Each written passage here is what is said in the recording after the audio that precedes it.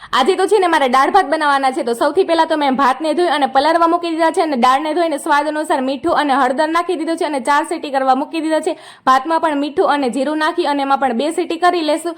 આપણી સરસ મજાની દાળ બફાઈને તૈયાર થઈ ગઈ છે અને ભાત પણ બફાઈને તૈયાર થઈ ગયા છે. તો સૌથી પહેલા તો છે ને દાળમાં મેં બ્લેન્ડર ફેરવી લીધું છે અને હવે દાળમાં સિંગદાણા, ટમેટા અને મરચાં અને આદુની પેસ્ટ નાખી દેશું. કડાઈ મૂકી અને એમાં તેલ ગરમ થયા બાદ છે ને રાઈ, જીરું, લીમડો, તેજપત્તું, લાલ મરચું, હિંગ અને દાળ નાખીને સરસ મજાનો વઘાર આપણે બેસાડી લેશું. બસ વઘાર થયા બાદ છે ને આપણે જે કુકરમાં બધી દાળ છે ને એમે પાછી લોયામાં ફેરવી લીધી છે.